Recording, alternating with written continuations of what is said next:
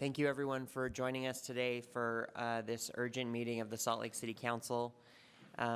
So urgent meetings, we don't typically have them very often. We only have them to act on a really urgent issue in front of the city. And for that reason, we typically do not have the type of public comment that we would have at our normal meetings. There are still plenty of options for anyone interested to provide feedback to the council.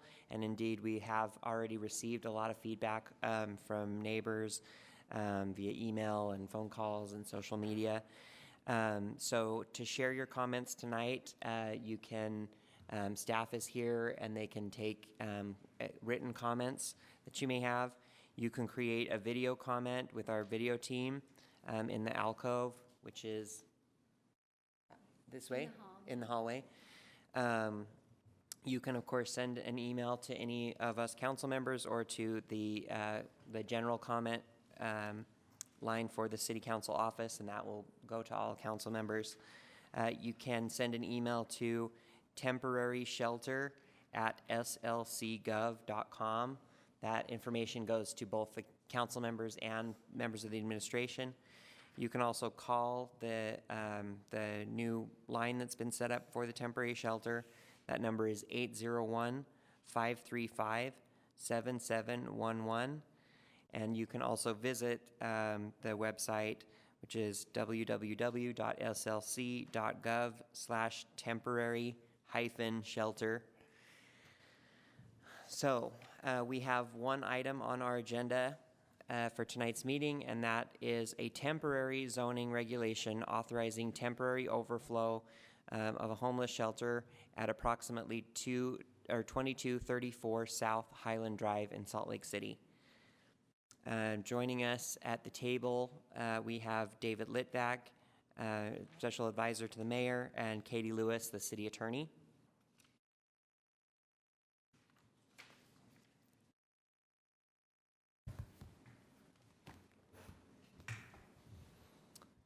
Thank you for being here. So council members, do we want to start with questions, or David, do you want to start with just a general statement of it or anything? Okay, we'll just go right into questions.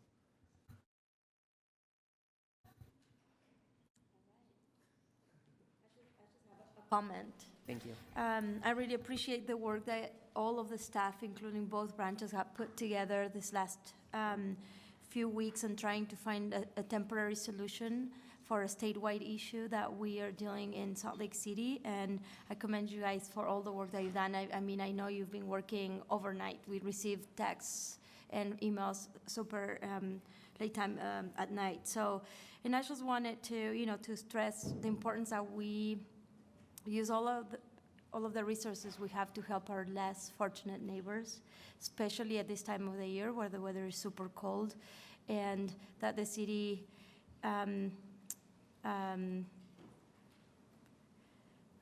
me say, the city has this chance to help those that are in need at this moment. I appreciate that we were all in favor, I think we're all in favor of this on trying to find a solution, and I invite the rest of the community, as I invite often, to participate, to collaborate, to help in any way you can, either by volunteering at the resource centers or volunteering at this time, if it's possible, in this temporary emergency shelter that we will have, with anything you can.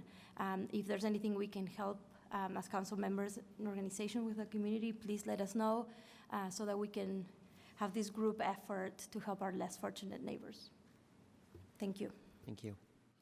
Mr. Chair? Councilmember Johnston. I have a question after a statement. So the statement is, I know there's a lot of questions about the details of what this will do, timing, the intricacies, all those kind of things. But it is a temporary ordinance. So maybe, Katie, could you talk a second about what a temporary ordinance is versus our other ordinances we may pursue? Absolutely. Thank you for that question.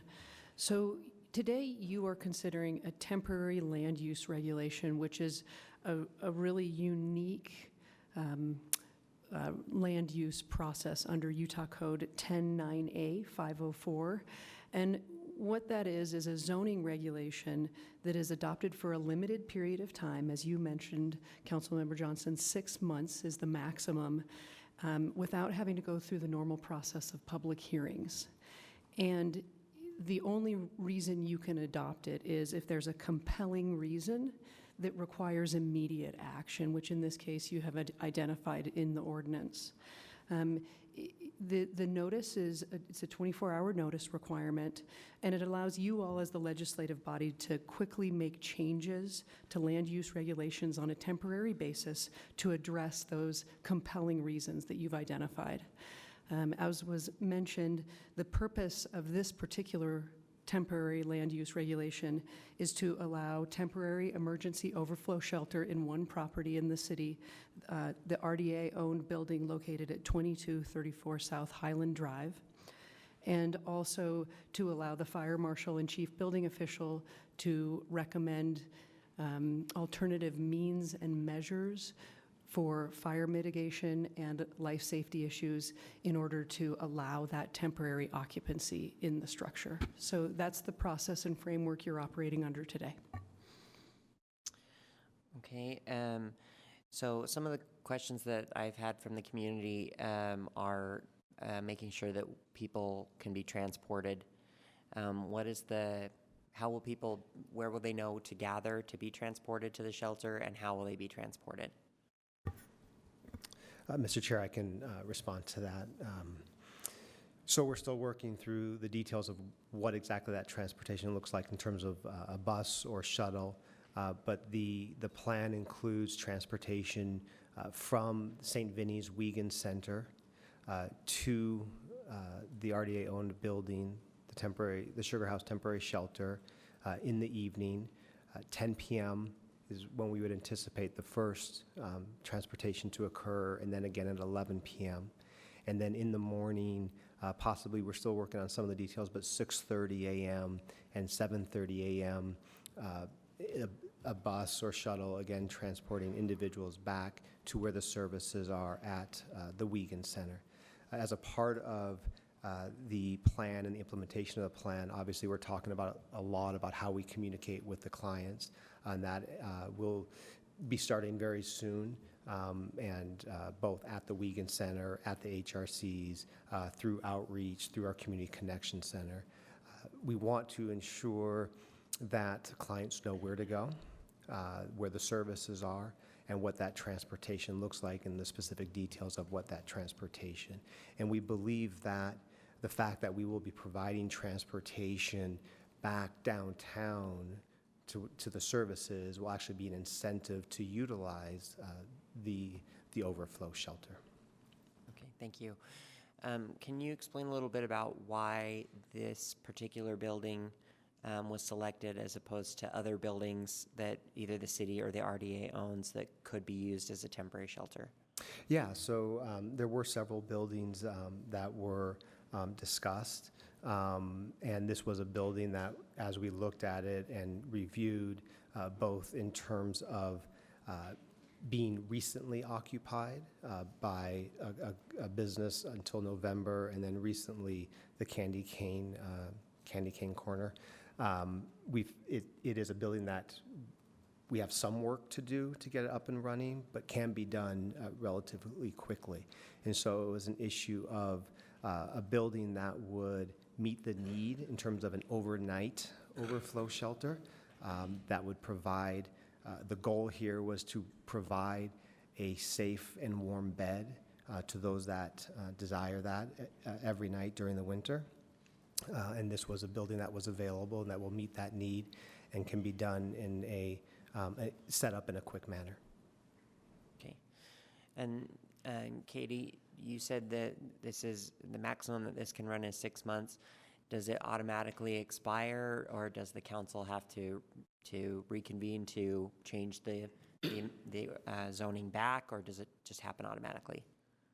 The way that the temporary land use regulation is drafted right now, it expires on April 15th, which is less than 6 months, but that date was selected because the compelling reason really has to do with the extremely cold weather.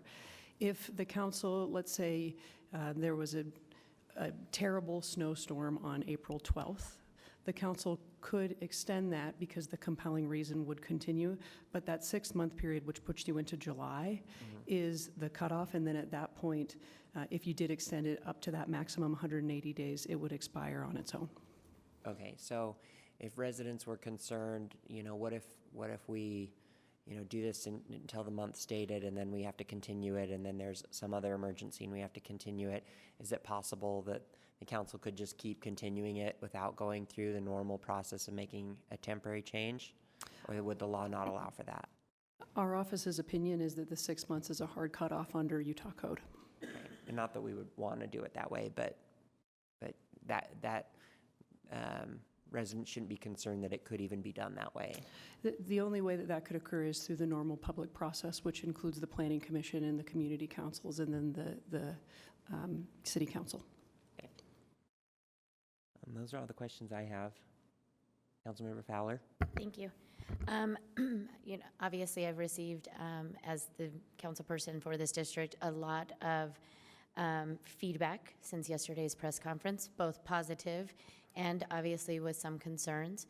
One of the concerns, and to be totally fair, I think everyone that's been in a conversation with me understands that I share a lot of these concerns as well.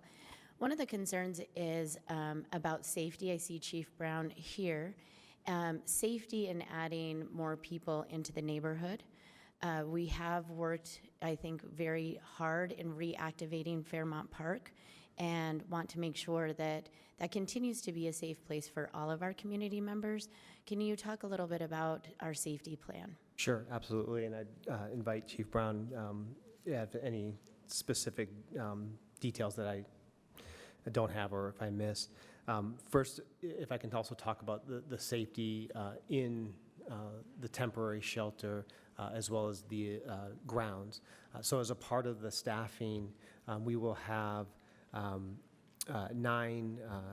around 9 staff members at a given time, and that is made up of 3 private security guards.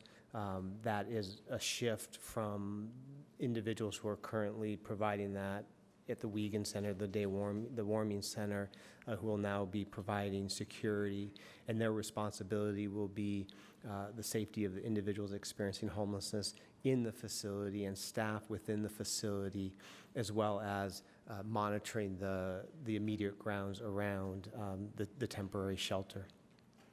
In addition, Salt Lake City PD and the Utah Highway Patrol are going to be working together to supplement current patrol and efforts in the Sugar House neighborhood to have and to do it in a way that does not pull from other areas of the city. And Chief can speak more to the details of that. I'd also like to say that as a part of that, just as we do working with individuals experiencing homelessness, obviously we want to provide safety for all our residents in the area, and we are always cognizant not to criminalize homelessness.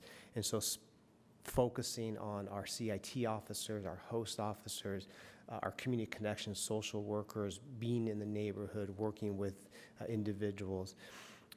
Fairmont Park, to the residents of the Sugar House, know that homelessness is not new to the area.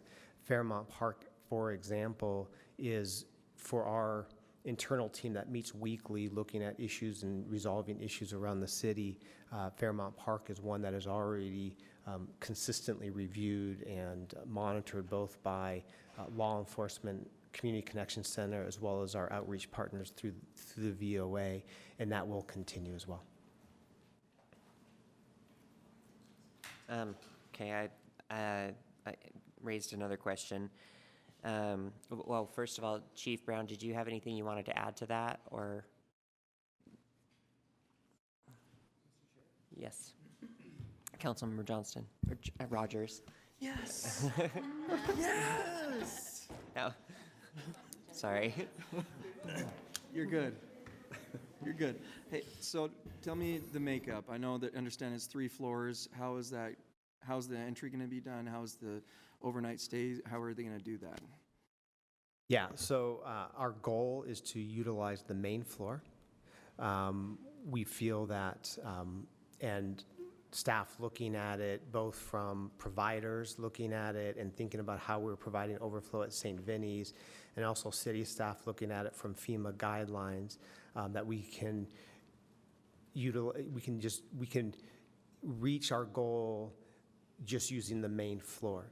There are 2 bathrooms on in the basement that we do plan to utilize as well. There are staircases to the top floor and the bottom floor that we are going to be erecting barriers so that it will be easier for staff.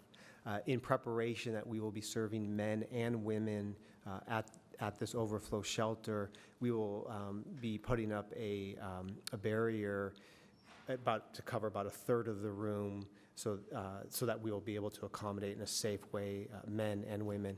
I also this afternoon walked through the facility with some of the service providers and Premier's and the security firm to identify, so they have a familiarity with the environment.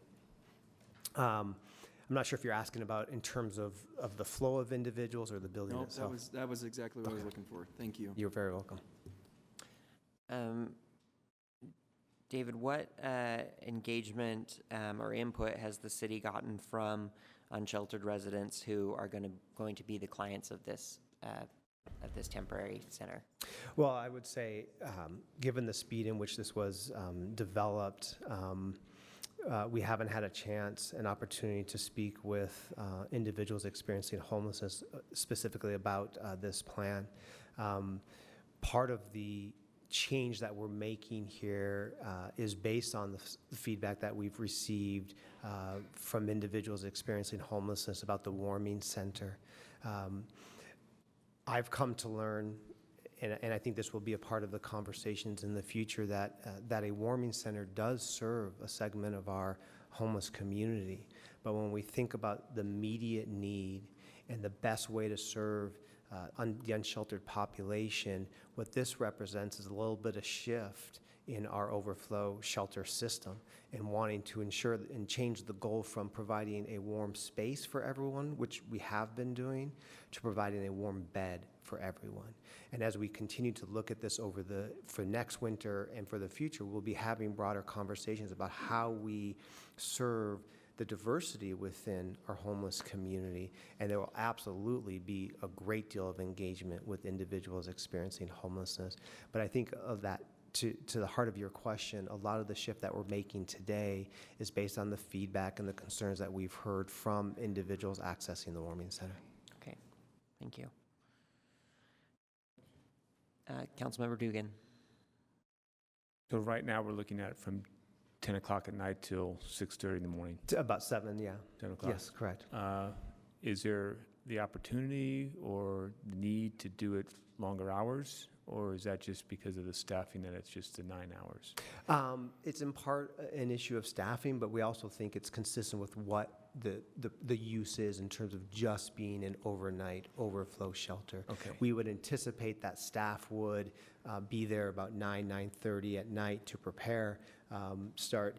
And let me also say, it's also about the flow. So part of the plan is we want to continue to maximize the use of the resource centers, the 3 resource centers. Right now, someone sitting right next to you could speak much more expertly to this. Our resource centers are operating at about 96, 97% capacity. We know that on average there are about 60 beds a night turnover, meaning that new individuals use those beds each night. In our process right now, which we will continue, every night at about 8:30, 9 o'clock, we take an inventory of what beds are available in the resource centers and provide transportation to individuals to those resource center beds. We want to continue to do that. And the timing, 8:30, is because we want individuals who work during the day, we don't want to give up that bed if it's going to be occupied, right? And so 10 o'clock, starting at 10 o'clock is the need, again, consistent with the overnight use, but it's also a way that we continue to maximize the resource center beds. Thanks for that education. Appreciate it. Welcome. Councilmember Johnston. Maybe just building off of what David Litvak just said, this is not going to solve homelessness. And I think there's a lot of conversations. The Salt Lake Valley Coalition to End Homelessness has started this past year to try and bring everybody possible together and keep working on this because there's so many facets of it. This is just emergency shelter for some winter months, literally a place to go safe to sleep each night. We still have to talk a lot about services. We have to talk a lot about housing. We have to talk a lot about income. We have to talk a lot about what happens after April, about next winter. I mean, there's a lot of conversations that are happening now, will continue to happen. So I want to make sure everyone listening understands we got to have everybody's voices there at the table to talk through this stuff and keep working on it. This is a stopgap measure to get us through the coldest months right now, but it's not going to solve it. So we have to keep coming to those meetings, joining with us, bringing new ideas. Anything, any good idea, any idea, we got to look at it because this is going to take all our efforts to do better next year and going forward. So I want to put it in the context there. And we're going to have some things to work on in this particular overflow. We know that, and everyone's working hard right now and through the weekend to make this happen. But we got to keep the momentum going. So thank you. And sorry, that reminded me of one more thing about clients who might come to use this. Will they still have an opportunity to store their items somewhere? If they can't bring all their items with them, the city, either at this facility or at some other facility, their items can be stored? Yeah, we're still working through the details, but we recognize that as a need, looking at the possibility of capacity at a place for your stuff, the possibility of actually storing some of the stuff at the Wiegand Center and checking it in and then be able to check it out the next day. So that is absolutely something that is being addressed. Okay, and what about animals as well? Animals we haven't addressed. We, for the purpose of the overflow shelter, I would say that we probably would prioritize those individuals to the resource centers where animals are allowed and accommodated and in a very welcoming way. Okay, but there'll be a way to coordinate that to make sure that people don't have to leave that their pets can come with them. Okay. Yes, absolutely. Great, perfect. Councilmember Fowler. Thanks. I don't know that I have a question, just sort of a comment. First off, I want to take a moment to thank Mayor Mendenhall for taking immediate action on something that was a dire need and that was rather urgent as we continue to see the numbers rise and the temperatures drop. So not only do I commend the mayor for taking action, but more importantly, I appreciate the mayor and her staff for for walking through all of my concerns and the concerns that our community would have. I cannot begin to tell anyone that wasn't in the room how many conversations we have had and have tried so hard to flush things out, to imagine every scenario, to work with each of our other community members, our county, our state, to really try, our service providers, to understand how we can make this a success in a really immediate and urgent moment. So I want to really thank you for that. In fact, Mayor Mendenhall and I have a little conference call every night almost just to check in and make sure that we're hitting all of those concerns. And I cannot tell you how important that communication has been. And the thing about that is that I know that as we go through these next couple of months, there will be more concerns. There will be things we say, we forgot that thing. How do we fix it? And I want to thank David and Katie and everyone on the mayor's staff and our service providers for coming to this table and saying, and brainstorming and being there and saying, what do we need to do and how can we do it? And the chief, everybody's kind of been there to have a voice in the conversation, a voice that was very urgent. This has happened in very few days because we saw the writing of the wall on the wall, like I said, of those numbers increasing and the temperatures dropping. And I know we're going to continue having these conversations and making sure that we address the concerns of our communities. And I want to thank the property owners and the immediate neighbors that have shown their support and, again, have concerns, but understand why and why we need to do this. And then I think I want to echo what, I know I want to echo what Andrew said. I think this gives us, and it feels in some way like the first time that we're really tackling something head on, and I think it's because of the leadership that we're having right now of we have to do something immediate, but now's also the time to have a very serious conversation with everyone involved, with this county, with the state, and with our neighboring municipalities, that everyone needs to step up. The reason Salt Lake City is stepping up is because we care.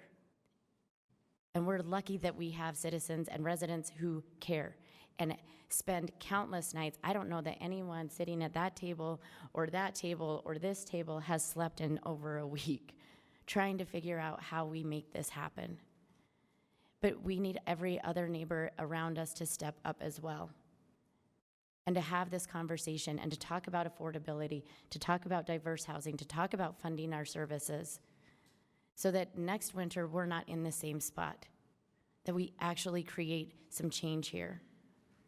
And then I guess finally, my last question is, David, where do I sign up? I am very good at mopping floors. I can move mattresses in. I make an excellent casserole. And I'm sort of being light about this, but I'm actually not kidding. Anything that I can do to be there and help out, I will. And I encourage other residents to be there and help out as well. So let me know. I'll call you. We can figure it out.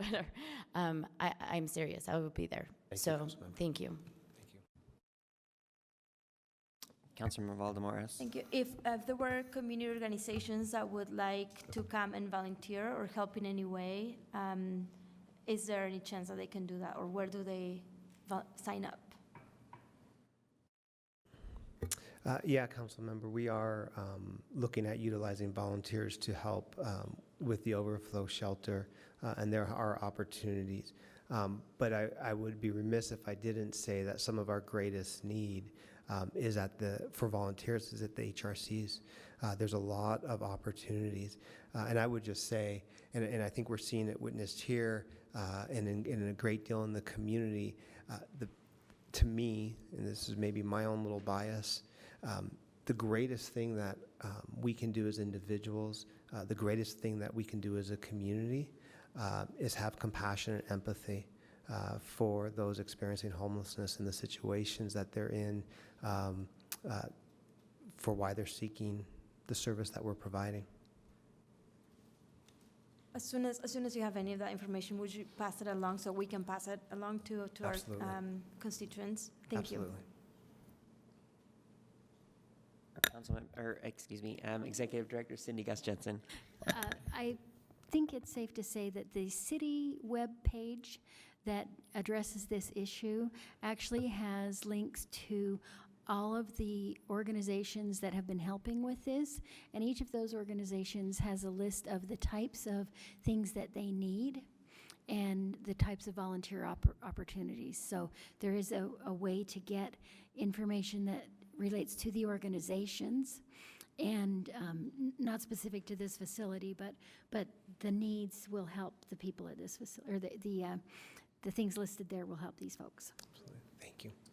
Councilmember Johnston. Yeah, I mean, I'll echo that. After the holidays, volunteerism drops way off. I think there's an article in the Tribune this week that just said that directly. So yeah, if people have interest in donating, I know that the 3 providers all have web pages with detailed lists of what they need. And there's also opportunities there to sign up to help, and we'll get that forwarded on through Shelter the Homeless, who's overseeing this overflow, to make sure we have opportunities for folks. All right, thank you. Any final questions, council members? Okay, with that, I will ask for a motion. Mr. Chair? Okay. Yes, Does Councilor. Councilman Johnston want to do it? Yeah, I'll do that. I move the council adopt the ordinance enacting temporary zoning regulations authorizing overflow homeless shelter use at approximately 2234 South Highland Drive. Second.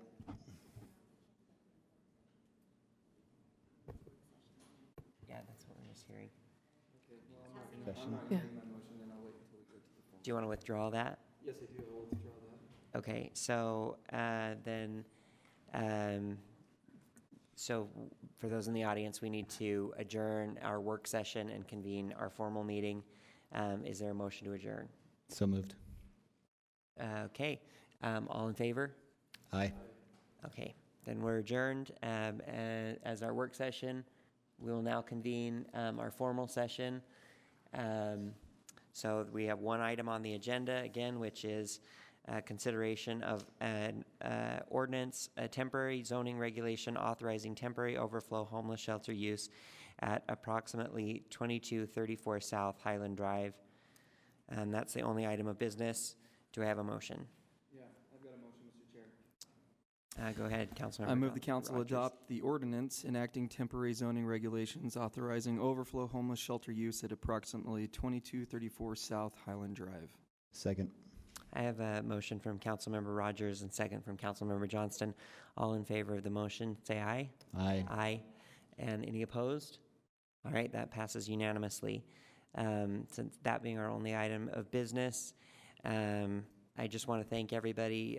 Again, echo the concerns that were thanks that were raised by Councilmember Fowler on behalf of the whole council. Thank the mayor and her staff for their work on this, the county, the state, service providers, the community organizations who've also provided support, and also make one last appeal for anyone in the public that's interested in donating or volunteering or searching for more information to please visit the website, which again is www.slc.gov/temporary-shelter.